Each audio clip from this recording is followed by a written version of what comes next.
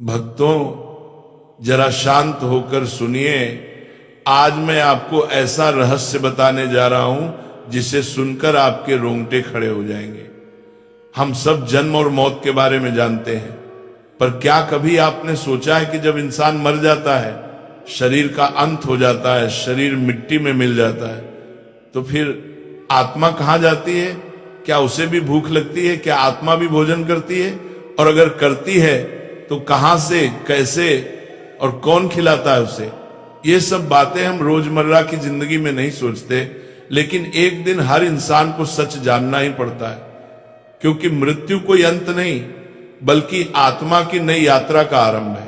भक्तों, गरुड़ पुराण में वो गहरा ज्ञान लिखा है जिसे जानकर इंसान का मन हिल जाता है। ये कोई कल्पना, कोई कहानी, कोई अंधविश्वास नहीं, बल्कि हजारों साल पुरानी दिव्य सच्चाई है।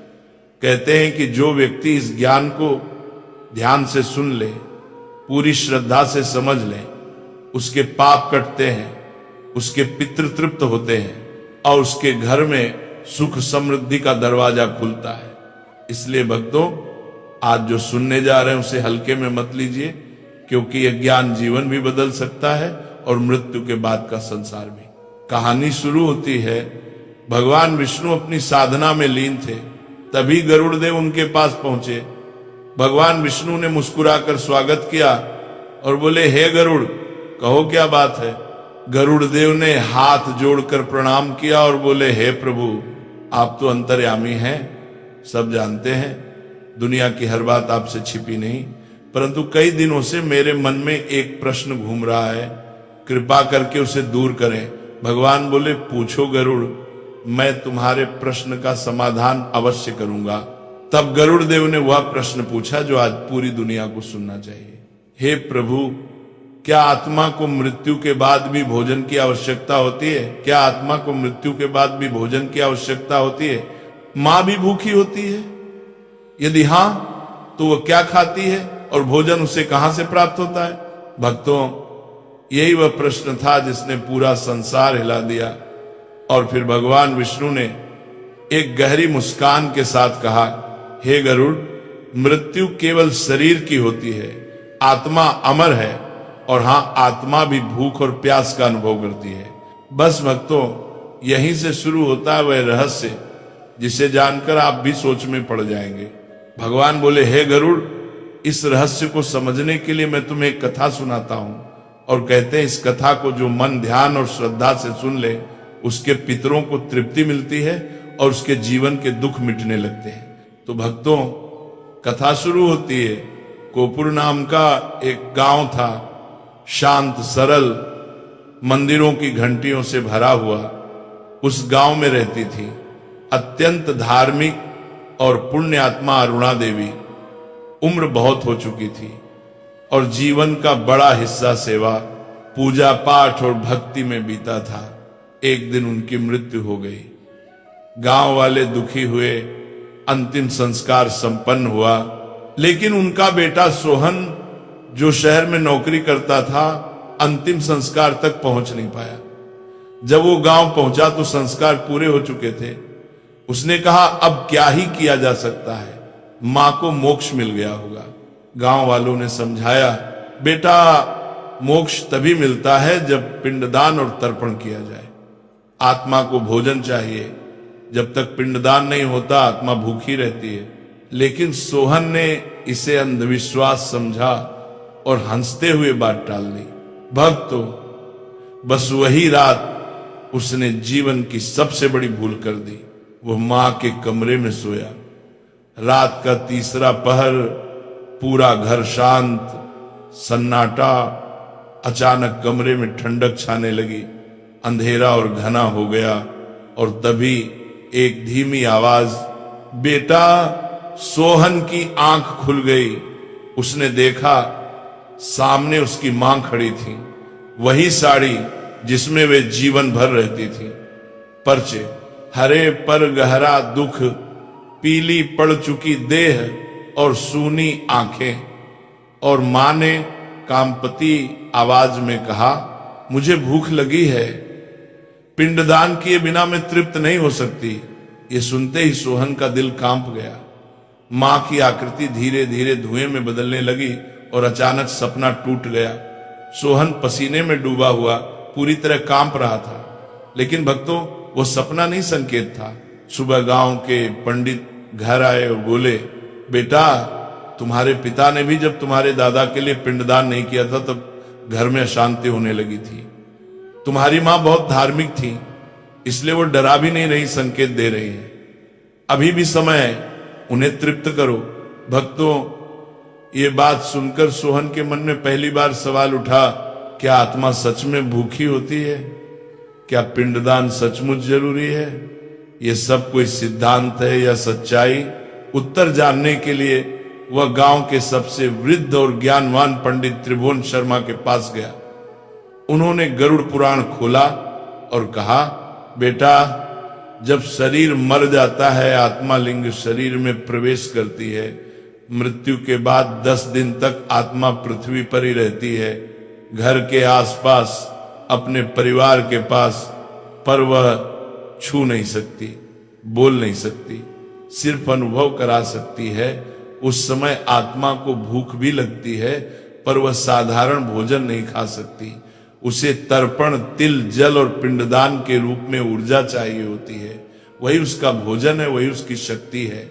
भक्तों, सोहन पंडित त्रिभुवन शर्मा के सामने बैठा था। उसकी आंखों में डर, पछतावा और बेचैनी साफ दिखाई दे रही थी। उसे अब यह समझ आ चुका था कि मृत्यु किसी चीज का अंत नहीं, बल्कि आत्मा की एक नई यात्रा की शुरुआत है। वह अब यह जान चुका था कि जब आत्मा को तृप्ति नहीं मिलती, जब उसे उसका हिस्सा नहीं मिलता, तो वह तड़पती रहती है, बेचैन रहती है। लेकिन उसके मन में एक बात गहरे तक अटकी हुई थी, आत्मा आखिर खाती कैसे है? बिना शरीर के, बिना मुंह के, बिना हाथ पैर के आत्मा को भोजन कैसे पहुंचता है? तभी पंडित त्रिभुवन शांत स्वर में बोले, बेटा, याद रखो, मृत्यु के बाद आत्मा की भूख रोटी सब्जी की नहीं होती। आत्मा चावल की थाली, दाल की कटोरी या रोटी का टुकड़ा नहीं खाती। आत्मा ऊर्जा से तृप्त होती है। जैसे शरीर को भौतिक भोजन की जरूरत होती है, वैसे ही आत्मा को आध्यात्मिक भोजन की आवश्यकता होती है। वह भोजन उसे पिंडदान, तर्पण और श्राद्ध के माध्यम से प्राप्त होता है। सोहन और उलझ गया। उसने कहा, पंडित जी, हमारे पितरों को हम चावल, तिल और जौ से बने पिंड देते हैं, पर वे तो दिखाई ही नहीं देते। उनका तो कोई शरीर नहीं है, वे कैसे खाते होंगे? पंडित त्रिभुवन हल्की मुस्कान के साथ बोले, बेटा, आत्मा कोई मोटा पत्थर जैसा पदार्थ नहीं कि हाथ से पकड़कर उसे खिलाया जाए। आत्मा तरंगें ग्रहण करती है। हम जो भोजन मंत्रों के साथ अर्पित करते हैं, वह ऊर्जा के रूप में बदलकर आत्मा तक पहुंचता है। आत्मा तक हमारे हाथ का अन्न नहीं, हमारे हृदय की भावना, हमारी श्रद्धा और हमारा संकल्प भोजन बनकर पहुंचते हैं। भक्तों, जरा इसे मन में उतार कर समझिए। जब हम पिंडदान करते हैं, तिल और चावल से गोल आकार के पिंड बनाते हैं, उन पर जल, घी और दूध अर्पित करते हैं और साथ ही मंत्रों का उच्चारण करते हैं, तब क्या होता है? मंत्रों की ध्वनि, पानी की तरंगे, तिल और जौ की शक्ति, घी की शुद्धता और हमारे मन की श्रद्धा, यह सब मिलकर एक दिव्य सूक्ष्म ऊर्जा का रूप ले लेते हैं। यही ऊर्जा आत्मा के सूक्ष्म शरीर का भोजन बन जाती है। जितनी सच्ची भावना उतनी गहरी तृप्ति, जितनी श्रद्धा उतनी ज्यादा शांति। अब भक्तों, यहां एक और बड़ा प्रश्न खड़ा होता है, आत्मा तड़पती क्यों है? आत्मा भूखी क्यों पड़ती है? पंडित त्रिभुवन ने गहरी सांस लेकर कहा, बेटा, जब कोई इंसान मरता है, उसका शरीर पंचतत्व में मिल जाता है, पर उसकी आत्मा अपनी पुरानी भावनाएं, इच्छाएं, आदतें, लगाव और यादें लेकर ही यात्रा शुरू करती है। जिस घर में उसने जीवन बिताया, जिस परिवार से वह प्रेम करती थी, जिन लोगों के लिए वह चिंता किया करती थी, उन सबका मोह उसके साथ रहता है। उस समय आत्मा को शक्ति की, सहारे की, संबल की आवश्यकता होती है। जब अपने ही लोग पिंडदान, तर्पण और श्राद्ध से मुंह मोड़ लेते हैं, तब आत्मा कमजोर और भूखी अनुभूति करती है, और भूखी आत्मा को कभी सच्ची शांति नहीं मिलती। भक्तों, जरा कल्पना कीजिए, जिस माँ ने पूरी जिंदगी अपने बच्चों को खिलाया, उनके लिए दिन रात मेहनत की, भूखी रहकर उन्हें भोजन करवाया, अपने हिस्से का निवाला उन्हें दे दिया, अगर उसी माँ की मृत्यु के बाद उसका बेटा या बेटी ये कहकर बैठ जाए कि ये सब बेकार है, ये सब पाखंड है, और उसकी आत्मा को भूखी छोड़ दे, तो उससे बड़ा पाप क्या होगा? पंडित त्रिभुवन बोले, मृत्यु के बाद के पहले 10 दिन अत्यंत महत्वपूर्ण माने गए हैं। हर दिन आत्मा एक अलग अवस्था से गुजरती है। हर दिन पिंडदान करने का मतलब है उस आत्मा को यात्रा के अगले कदम के लिए भोजन देना, ऊर्जा देना, सहारा देना। फिर उन्होंने इन 10 दिनों के रहस्य को बहुत सरल भाषा में समझाया। बोले, पहले दिन आत्मा मृत्यु के झटके और पीड़ा से धीरे धीरे मुक्त होती है। दूसरे दिन उसकी दिशाहीनता कम होती है, उसे एहसास होने लगता है कि अब शरीर छूट चुका है। तीसरे दिन उसके लिए सूक्ष्म शरीर यानी लिंग शरीर का निर्माण प्रारंभ होता है, जिसके सहारे वह आगे के लोगों की यात्रा करेगी। 7वें दिन तक आते आते आत्मा यात्रा के मार्ग पर चलने लगती है, और 10वें दिन आत्मा अपेक्षाकृत स्थिर, संतुलित और संतुष्ट होती है, यदि इन दिनों में विधि विधान से पिंडदान, तर्पण और संस्कार कर दिए जाए। फिर वे गंभीर होकर बोले, पर यदि इन 10 दिनों में आत्मा को उसका भोजन न मिले, पिंडदान न हो, तर्पण न हो, श्राद्ध न हो, तो वही आत्मा भूखी, व्याकुल और बेचैन हो जाती है। उसका मन वहीं अटका रह जाता है जहां वो शरीर छोड़कर गई थी। यह सुनते ही सोहन की आंखों से आंसू छलक पड़े। उसके दिल में बस एक ही बात घूम रही थी, कहीं उसकी मां भूखी न रह जाए, कहीं उसकी लापरवाही के कारण उनकी आत्मा कष्ट में न चली जाए। भक्तों, यहीं पर पंडित त्रिभुवन ने एक और गंभीर रहस्य खोला। उन्होंने कहा, बेटा, जब आत्मा तृप्त नहीं होती, जब वह भूखी प्यासी रहती है, जब उसे अपने परिवार से अपेक्षित स्मरण और तर्पण नहीं मिलता, तब वह मजबूर होकर अपने ही परिवार को संकेत देने लगती है।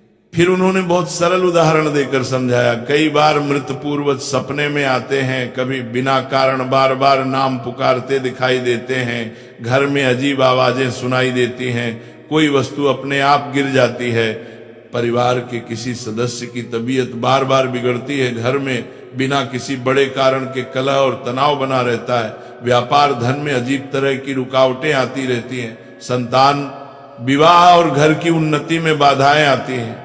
ये सब केवल बदकिस्मती नहीं होते, कई बार ये आत्मा की पुकार होते हैं।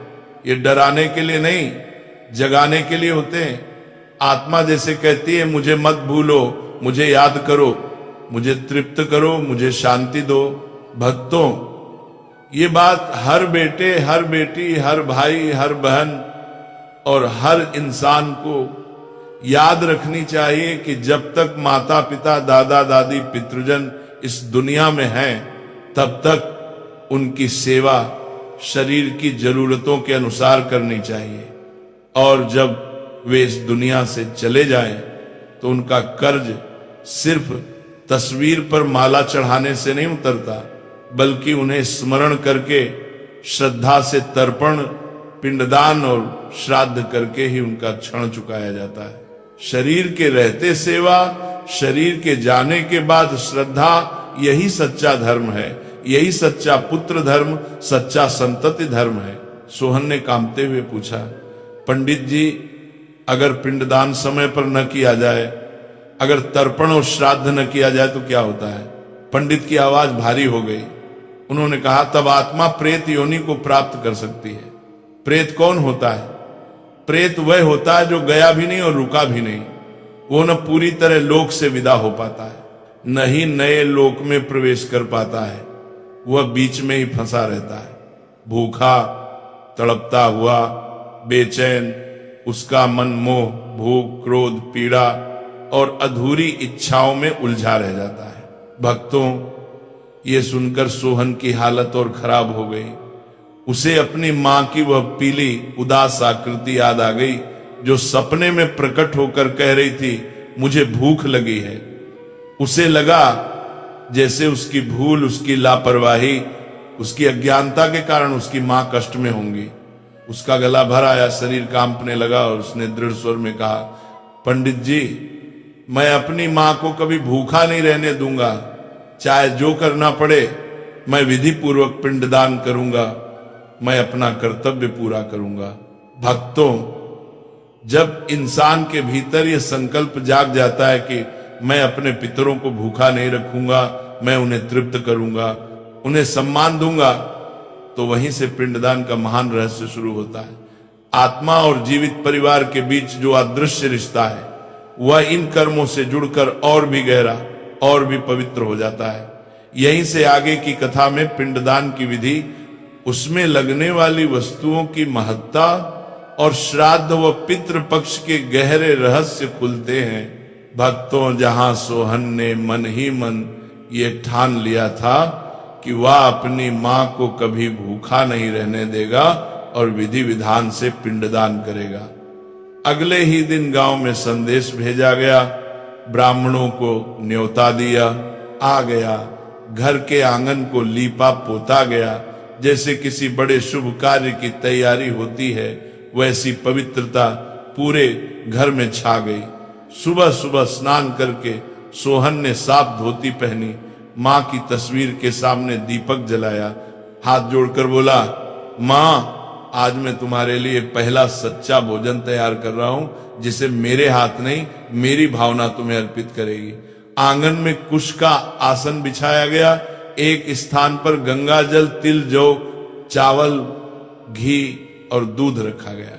पंडित त्रिभुवन ने शांति मंत्रों से शुरुआत की और बोले, बेटा, ध्यान से देखो, आज जो कुछ तुम कर रहे हो, ये सिर्फ तुम्हारी मां के लिए नहीं, तुम्हारे पूरे वंश के लिए ऊर्जा बनकर जाएगा। ये पिंडदान केवल एक क्रिया नहीं, ये तुम्हारे और तुम्हारे पितरों के बीच अदृश्य सेतु है।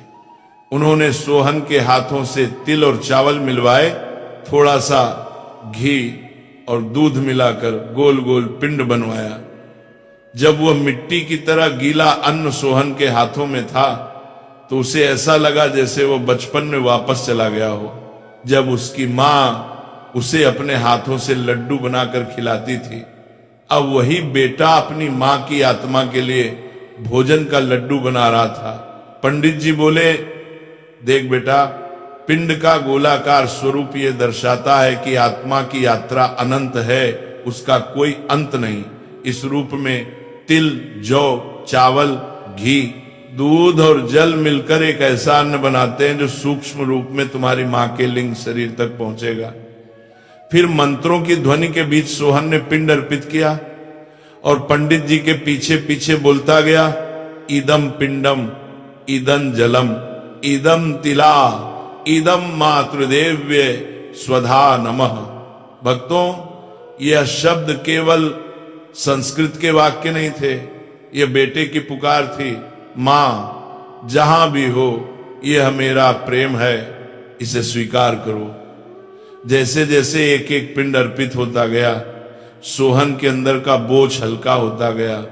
आंखों से आंसू गालों पर बहते रहे, मगर दिल के भीतर एक अनकही शांति उतरने लगी। पंडित त्रिभुवन ने समझाया, बेटा, मृत्यु के बाद के 10 दिनों में जो जो कर्म हम करते हैं, वे आत्मा के लिए विश्रामालय और भोजनालय का काम करते हैं। जैसे कोई यात्री लंबी यात्रा पर निकलता है तो बीच बीच में ढाबों पर रुककर खाना खाता है, पानी पीता है, फिर आगे बढ़ता है, वैसे ही ये पिंडदान आत्मा के लिए मार्ग में ठहराव और आहार दोनों है। पहले दिन मृत्यु की पीड़ा से मुक्ति, तीसरे दिन सूक्ष्म शरीर की मजबूती, 7वें दिन मार्ग की स्पष्टता और 10वें दिन आत्मा की स्थिरता, ये सब इन पिंडों के माध्यम से ही होता है। उन्होंने तिल की अहमियत बताते हुए कहा, तिल नकारात्मक ऊर्जा को सोखते हैं, जल भावनाओं का माध्यम है, मंत्र शब्द की शक्ति है, और तुम्हारी श्रद्धा सबको एक धागे में पिरो देती है। जब तुम प्रेम से पिंड अर्पित करते हो तो वही प्रेम ऊर्जा बनकर तुम्हारी मां तक पहुंचता है और उनकी भूख शांत करती है। पिंडदान पूरा होते ही वातावरण बदल गया। हवा जैसे कुछ क्षण के लिए स्थिर हो गई, पक्षियों की आवाज धीमी पड़ गई और सोहन ने भीतर ही भीतर एक अदृश्य स्पर्श महसूस किया। उसे लगा जैसे कोई सिर पर हाथ फेर कर कह रहा हो, अब मैं ठीक हूं बेटा। उसी क्षण उसकी आंखों के सामने मां की हल्की सी मुस्कान उभर आई, जैसे उनकी तड़प कम हो गई हो। पर कहानी यही खत्म नहीं होती भक्तों, यहीं से अगला अध्याय शुरू होता है। शाम के समय जब सब लोग चले गए, घर में शांति छा गई, तो सोहन ने धीरे से पूछा, पंडित जी क्या अब मां को पूर्ण शांति मिल गई? पंडित त्रिभुवन का चेहरा गंभीर हो गया। बोले, बेटा पिंडदान बहुत बड़ा और पहला कदम है, पर यह यात्रा का अंत नहीं, आरंभ है। यदि आगे तर्पण और श्राद्ध न किए जाएं, यदि वर्ष भर में पितरों का स्मरण न हो, तो आत्मा फिर से पुराने दुख, भूख और मोह की ओर खींच सकती है। पिंडदान आत्मा के लिए पहला भोजन है, तर्पण और श्राद्ध आगे की पूरी यात्रा की राशन व्यवस्था है। सोहन ने घबराकर पूछा, तो क्या सिर्फ पिंडदान से ही काम नहीं चलता? क्या मां फिर से अधूरी रह सकती हैं? पंडित जी बोले, देख बेटा, मान लो किसी भूखे को तुमने एक बार भरपेट भोजन करा दिया, पर फिर कई दिनों तक उसका हाल ही न पूछा, तो क्या वह हमेशा तृप्त रहेगा? प्यासे को एक बार पानी मिल जाए ये अच्छा है, पर उसे रोज पानी चाहिए।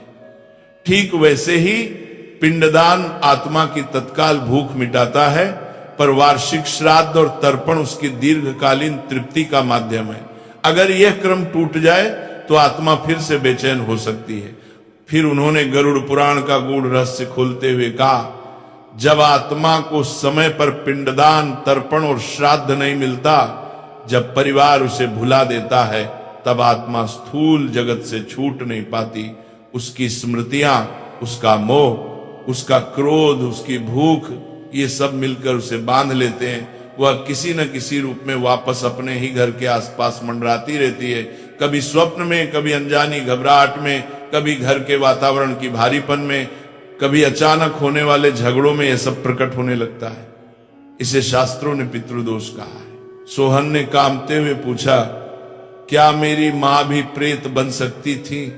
पंडित त्रिभुवन ने उसे ढाढ़स बंधाते हुए कहा, बेटा तुमने जो संकल्प लिया, जो श्रद्धा से पिंडदान किया, वह तुम्हारी मां के लिए बहुत बड़ा सहारा है। पर याद रखो, पिंडदान के बाद भी वार्षिक श्राद्ध, पितृपक्ष में तर्पण और समय समय पर पितरों की स्मृति में दान पुण्य करना जरूरी है। इससे आत्मा को दो बातें मिलती हैं, एक तृप्ति, दूसरा सम्मान। जब हम श्राद्ध में ब्राह्मणों को भोजन कराते हैं, गौ, जीव जंतुओं, गरीबों को अन्न देते हैं, तो वह भोजन प्रतीकात्मक रूप से हमारे पितरों तक ऊर्जा बनकर पहुंचता है। ब्राह्मण की थाली में रखाने वाला केवल इंसान नहीं, पितृ भी ग्रहण करते हैं। अतिथि की थाली में परोसा गया अन्न केवल पेट नहीं भरता, किसी अदृश्य आत्मा की भूख भी शांत करता है। अब त्रिलोचन महात्मा की भूमिका शुरू होती है। सोहन अपनी गहरी जिज्ञासा लेकर पुण्य नगरी पहुंचता है, जहां एक महान तपस्वी और गरुड़ पुराण के रसिक ज्ञानी विराजमान थे, जिनका नाम त्रिलोचन रस्य था। सोहन उनके चरणों में गिर पड़ा और बोला, गुरुदेव, मैं जानना चाहता हूं कि क्या आत्मा वास्तव में भोजन करती है? यदि हां तो कैसे? मेरा मन इस प्रश्न में उलझा हुआ है। त्रिलोचन ऋषि ने करुणा से भरी दृष्टि से उसे देखा और बोले, वत्स, गरुड़ पुराण में स्वयं भगवान विष्णु ने गरुड़ से कहा है, देहम विहीनोपि जीवो न त्यजति भोजनाभिलाषाम, अर्थात शरीर छूट जाने पर भी जीवात्मा भोजन की इच्छा नहीं त्यागती। आत्मा लिंग शरीर में विचरण करती है, जो भौतिक अन्न नहीं खा सकता, पर ऊर्जा के रूप में अन्न की तरंगे, श्रद्धा की शक्ति और मंत्रों की ध्वनि ग्रहण कर सकता है। यही आत्मा का असली भोजन है।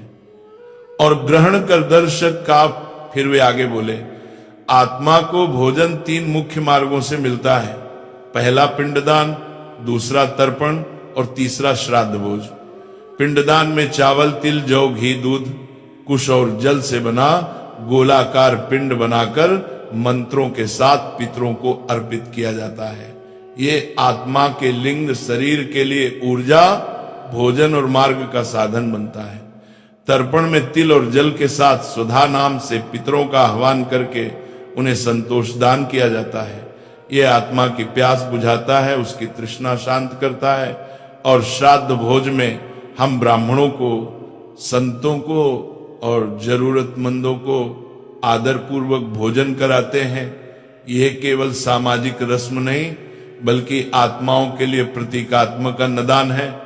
जिस प्रेम और श्रद्धा से भोजन करा या जाता है वह सब सूक्ष्म रूप से पितरों तक पहुंचता है और उन्हें मानसिक संतोष और पुण्य की रूप में ऊर्जा प्राप्त होती है। त्रिलोचन नशी ने समझाया, जब ब्राह्मणों की जिह्वा से मंत्र निकलते हैं, जब पिंड धरती पर रखा जाता है, जब तिल से जल की धार बहती है, जब थाली में परोसा गया अन्न किसी भूखे को तृप्त करता है, तो यह सब मिलकर एक अदृश्य ऊर्जा का जाल बुनते हैं। यही ऊर्जा सीधा सीधा हमारे पितरों तक पहुंचती है।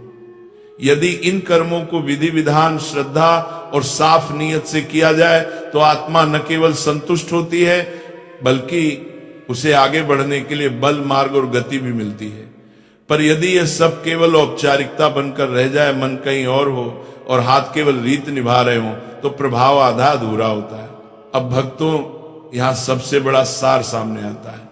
ये सब कर्मकांड केवल डराने के लिए नहीं, धन निकलवाने के लिए नहीं, दिखावे के लिए नहीं, बल्कि एक अदृश्य संवाद है हमारे और उन आत्माओं के बीच जो कभी हमारे माता पिता, दादा दादी और पूर्वज बनकर इस पृथ्वी पर चले थे।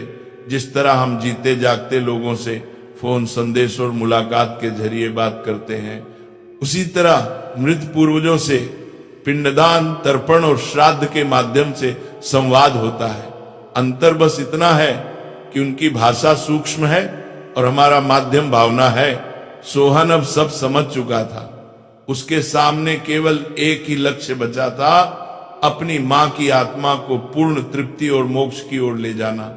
उसने मन ही मन संकल्प लिया कि वे हर साल पितृपक्ष में श्रद्धा से तर्पण करेगा, श्राद्ध भोज करेगा, जरूरतमंदों को भोजन कराएगा और अपने पितरों को कभी भूखा नहीं छोड़ेगा।